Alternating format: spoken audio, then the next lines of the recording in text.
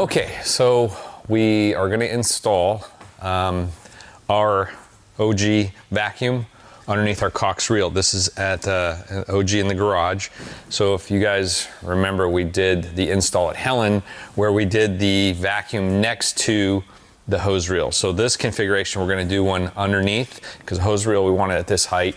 So we're trying to do 3 different configurations. The one at Helen's to the side, this one's going to be underneath, and then at Matt's house we're going to do a hide-a-hose system where the vacuum will be hidden in the attic, and then there'll be a hide-a-hose where the vacuum actually draws the hose and stores it in the pipe that's actually going to be routed through the attic. So anyway, this one's good. This is probably the simplest install to do. You get your reel on, you center the vacuum underneath the reel. There's a simple mounting bracket, which is this. This will get mounted on the wall. The vacuum goes and clips into this. And then you've got your plumbing, which in this case, we're gonna use a couple of 90s and a coupler. So it'll be kind of like this. Then we'll use a coupling here. Goes on the inlet of the vacuum. I'll have to cut a small piece of pipe for that, shorten this one up a little bit. And the other thing we're going to do, instead of having the electrical way up high like this and having a cord routed up the wall, I'm going to install another 4-square box. I'm going to come down and 90 it. I've already actually bent the conduit. So it's going to come out like this. The box will be mounted, tucked way back in here. And then I will end up installing a right angle plug on it to keep it nice and tidy. So this is the same plug. I like using this style plug because it keeps that way it's not coming out of the wall and kind of looping around. Keeps it nice and tight. And you can actually clock the plug so that you can actually have the plug like that, aiming at so the cord's aiming at the vacuum. We'll tuck what little slack we have behind the vacuum. So yeah, so we'll get started. This shouldn't take very long at all. So first things first, I'll get the vacuum mounted on the wall, and then we can work on plumbing, and finally we'll work on the electrical. Okay, so we'll lay this out, center this up. I just use this height. I think it's a pretty good height where it is right now because you can still get the lid off, still get the bag out. And if you wanted more clearance for any reason, you could just roll the hose off and you'd have that much more room as far as like cleaning out the inside of the vacuum. But I think that this will be just fine. Let's get a height here. We want to be 21 inches. So I want this right here to be at 21 inches, which is so it'll slide right in the back side of the bracket of the vacuum. And then we'll center it, find center of this reel. It's pretty close right now, but we'll measure it and figure out where center is. So the reel is 14 inches wide. Measure off of this. That's 25 plus 7. It's going to be 32 inches as center. And then what did I say? 20, 32, and 21. Okay. Let's see.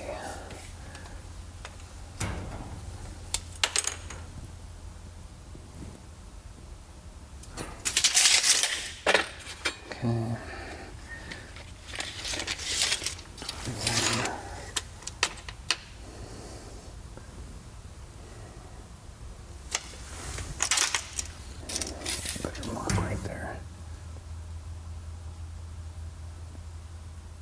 Pretty darn close. So this hole is 1/4 inch.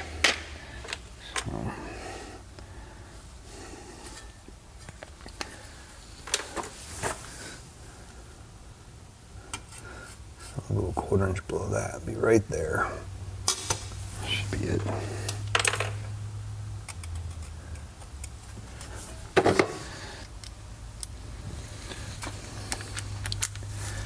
Okay, so we have plywood behind this wall, so this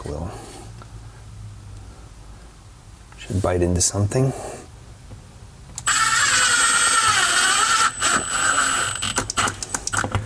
Okay.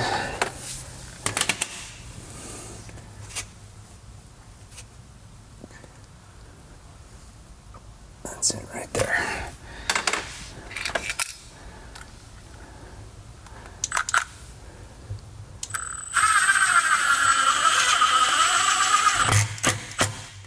get that bracket, Mike? Does it come with it? Yeah, this bracket, so this bracket comes with the vacuum. Okay. Yeah. So, let's look at that height and see where we are.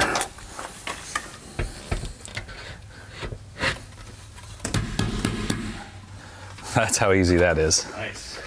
Yeah. So, I'll do the, so what it is there's an inlet, a suction on either side, so depending on which side you mount the vacuum on, they send a plug or a cap, right? So since we're using this right side, or left side, cap that side, and then coupling will go here. And it's pressure fit. There's no reason to glue it. I mean, you can't glue plastic to metal. Well, you could, I guess, but you don't need to. And the only thing I do glue is I glue the fittings onto the suction pipe. So I'll glue the PVC stuff, but it's pressure fit here too on the cocks, and it's pretty tight, so you're not going to have any air leaks there. So we'll get a dimension here. There we go.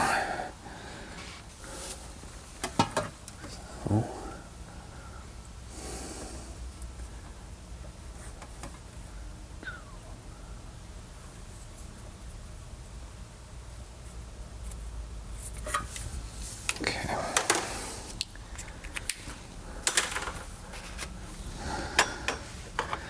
Now, this is going to be, so top of that, it's there. It's 1.5 inches. So.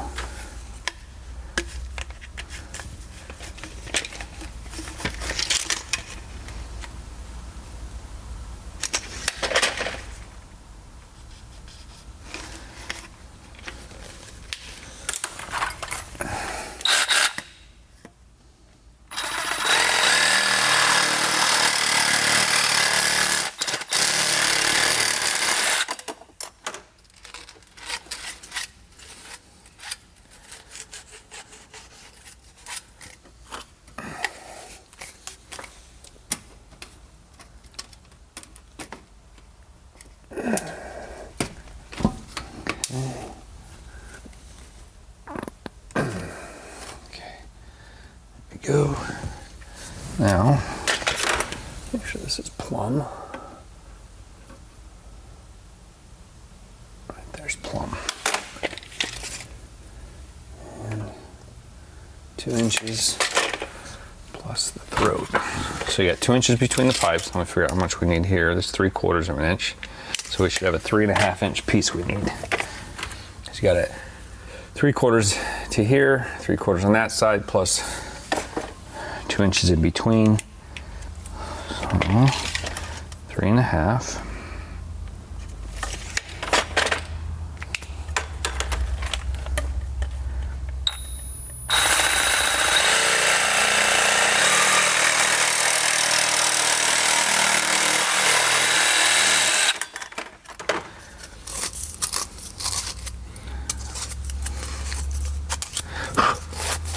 I'll vacuum all this up after we're done. Okay. Dry fit this.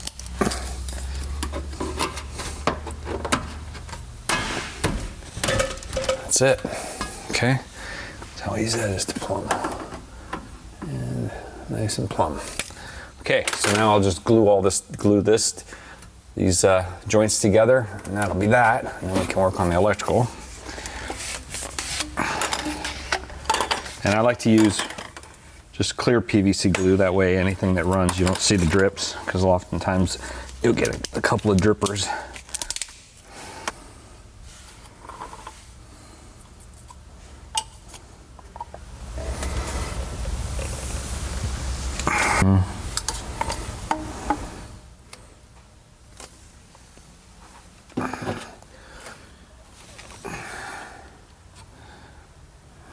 Right there.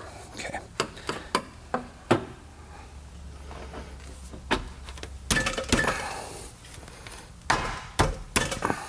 Okay. That's that. You know, the worst is when I have done this, admittedly, so inside, have a purple primer, knock it over, really? purple primer everywhere. Oh, it's such a mess. Oh, I've done it. You know, you get plumbing something, you got all kinds of tools everywhere, and you grab something and something falls over and knocks a can over. Oh, it's such a mess. So there is a muffler you can get for the vacuum, so where the exhaust is on it, it does quiet it. We stole this one off and brought it to Helen. We'll have to get one here. Yeah, it makes a big difference.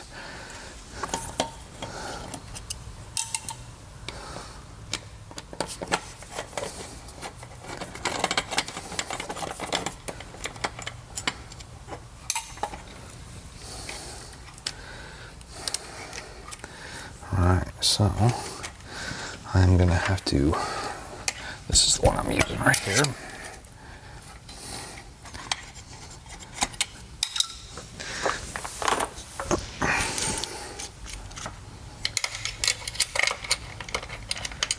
I'll have to go get some more wire next door. Go grab that. So this was a 20 amp dedicated for vacuum or whatever else we're going to put here. I mean, the vacuum certainly doesn't need a 20 amp dedicated, but it is a 20 amp dedicated. So I'll go like that. And then, so I bet my little kickers are already done on the ends of the conduit, 90'd, and I want to tuck this up nice and tight. So this is going to end up being right there, if I can do it.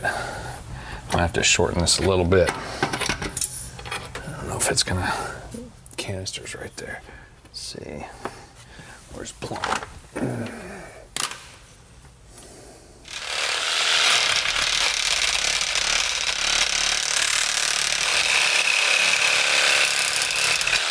Pretty grabby blade.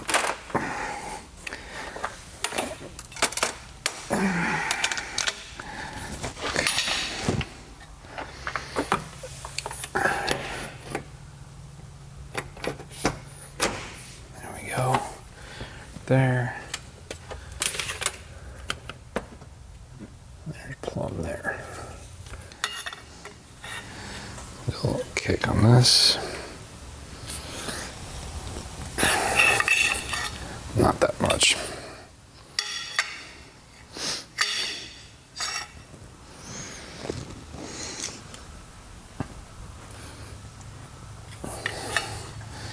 Let's see what that looks like.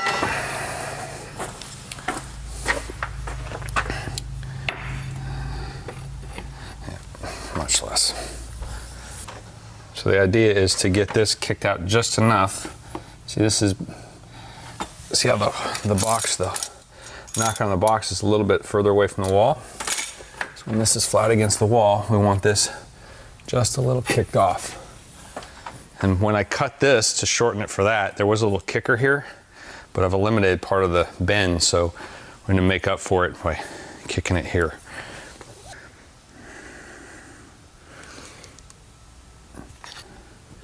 Pretty good. Okay. See how this looks.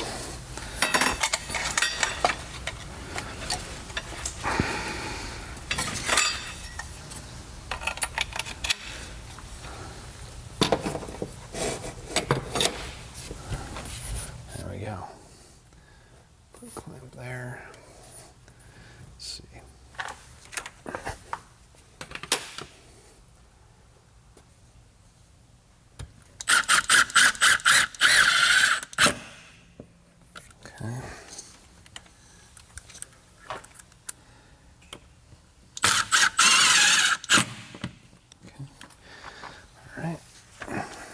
This up.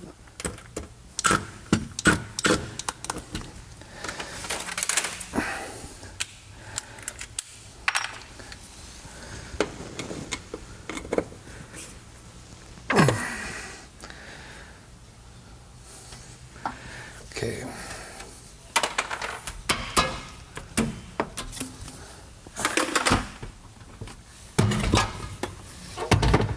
All right.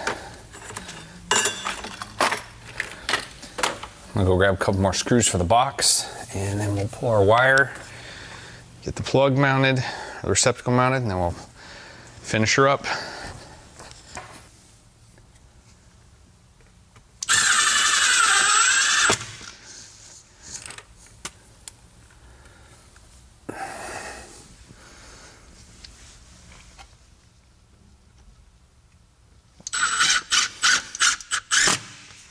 Okay.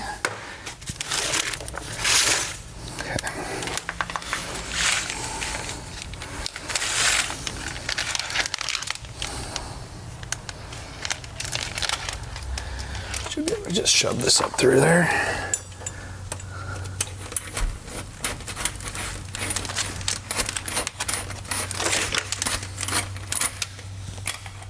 There we go. Okay.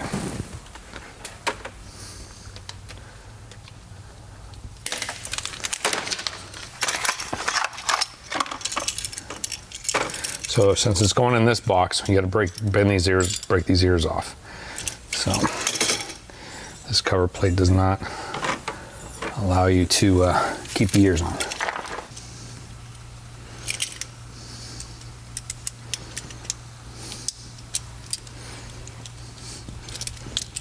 There we go.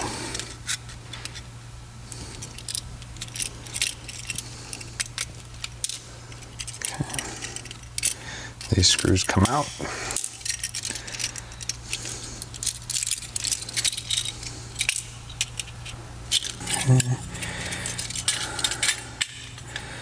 And here's your screws that came with the cover.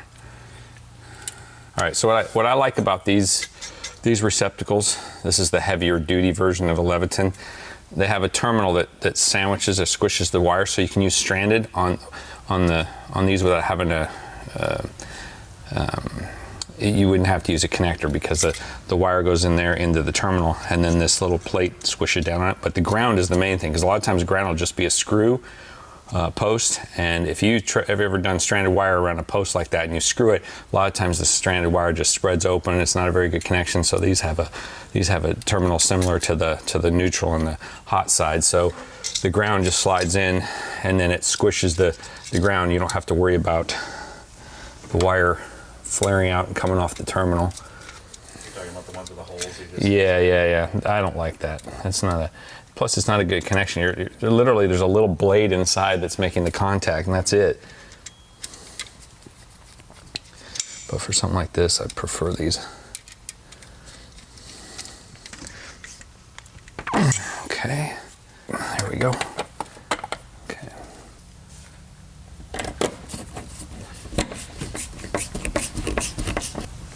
Okie doke. Now, in theory, this should fit. No problems with clearance. Nice and tight. Perfect. And I'll go like that. So you can see this will end up plugging in here, like so. And it'll just fit like that. The plug go right like that. So it'll be nice and tidy. Now what we'll do on this, because there's already a ground on the terminal on the receptacle, I'll pull this ground off. We'll get a wire nut and make a pigtail from the receptacle and then tie the two grounds together inside the junction box.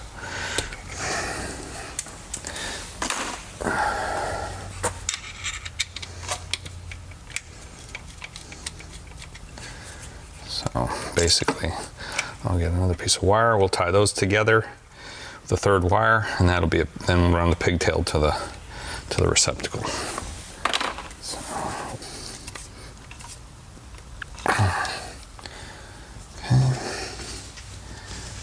Strip this back here further. This one.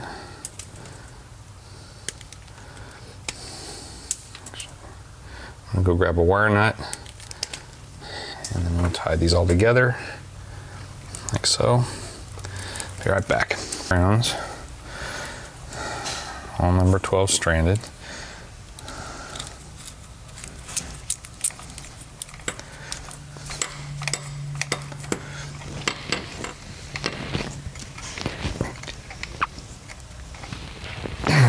Okay, so now hook our neutral up and our ground up.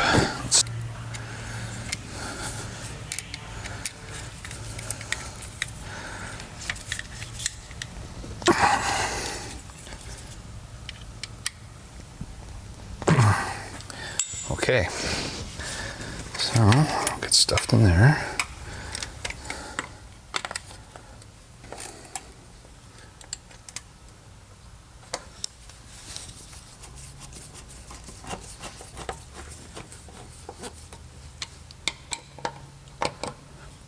Okay, so that's that. I'll go turn the power back on, make sure we're good. This should come on. Yep, all right. So now all that's left to do is shorten the cord. I'm gonna say right about there. I'm going back. There we go. Okay. Eyeball it once, cut once. And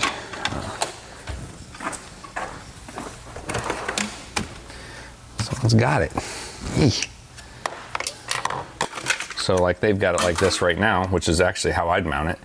So like that. But if you want normal, you could have it like this. So you plug in like that. If the vacuum was over here, you could clock it this way and have it plugged like that. It's pretty slick. So yeah, it's a Leviton. You can get these, you can get them anywhere at any electrical distributor. I get them at Home Depot because it's right across the street. Okay, first things first, open this up. Stick our cord through. You don't need to strip a whole lot back. We're going to use this because someone has taken our utility knife and I don't know where it is. So we have Chris's Iraqi freedom knife. Right, Chris? Just the one you used? No? A little different? The other one's an automatic. Okay. Spyderco.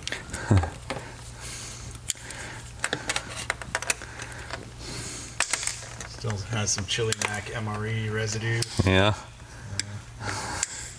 Chili mac and cheese. Huh? Okay, so there's that.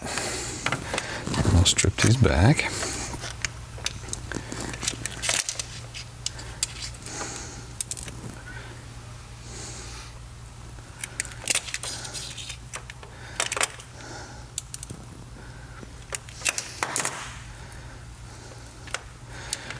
Twist on our wire, and I like to always go ground first. There's that. Okay, now it's ready to go back in here. And as I mentioned before, you don't need a bunch stripped back because you don't want the exposed wire. You want the jacket still on the cord so that when you tighten the strain relief, it's on the actual cord jacket versus just having, if you had these wires stripped way back, you'd be clamping on just the wires. So this goes right there. You have to leave room for the screw to center up. There we go. And you want to tighten these evenly so you can kind of judge from this side. See, it's leaning that way, so you can tighten this one a little more.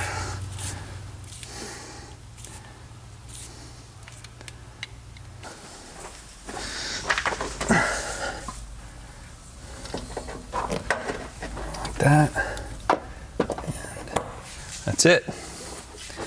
Clean, custom. And there we go. Now we can put our plumbing back on.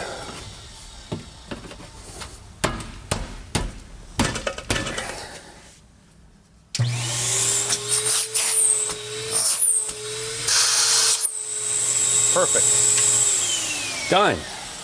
What'd that take, Chris? 30 minutes? Mm-hmm. Yeah, not bad. Really easy to install. This is probably one of the easiest things you can install in your garage. Yeah, I mean, now if you have to do some electrical like I did, that's gonna maybe take you a little longer, but I had already run this down here. We weren't sure where we were gonna put a vacuum or what we were gonna put here, but so it made it easy that I just had to tie in. And plus they're surface mounted boxes, so I just had to bend a little conduit. So that made it easy. If you're doing this on drywall and you need to chase an outlet down and run it in the drywall, obviously it's gonna take longer. You need to plan for that. Get your drywall cut, run your receptacle near the vacuum, patch it all up, but it's pretty straightforward. You can get an electrician to do that if you're not comfortable with it. But the vacuum install is super simple, as you can see. Nothing to it. So check that off the list.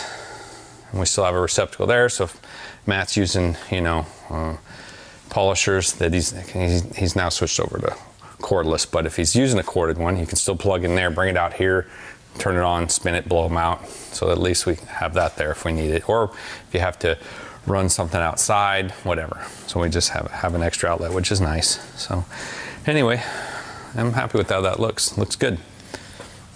Now we get a muffler on the vacuum, and that'll quiet it down quite a bit. So Where does the muffler go? goes right on the exhaust. So this exhaust, so there's a square box. It's a padded box basically. It doesn't look like much, but it works. Is it a vertical thing? Or Yeah, you could run it straight out, but we ran a 90 and it sits up about this high. Gotcha. So we put a 90 and then just the muffler sits right over it. Yeah. Anyway, cool. So next is Matt's. I'm gonna go over there today and start figuring out that. Might do a little pre-plumbing in the attic because there's 50 feet of height of hose that has to somehow find its way into plumbing. So I have to somehow hide at least 50 feet of piping in the attic. So it's got to come up the wall, run through the attic, and then over to the canister vacuum, which will hide in the attic. So that's probably going to be minimum 50 feet, more like 55. So we have a little fudge factor there because the hose could stretch as it's being sucked in. So anyway, that's next. So that's 2 out of 3 vacuum installs done. So next one will be on camera. I'm sure I'll probably do like I said, a little pre-plumbing ahead of time because Chris is busy. Mike's over doing Dryce with Matt in Orlando somewhere. And so we won't have to wait to film that. But we'll tie all these videos together, I'm sure, so you can get the 3 different installs. And this one and the Helen install are the simplest. Matt's house is going to be the most involved. So anyway, we'll see you on the next one.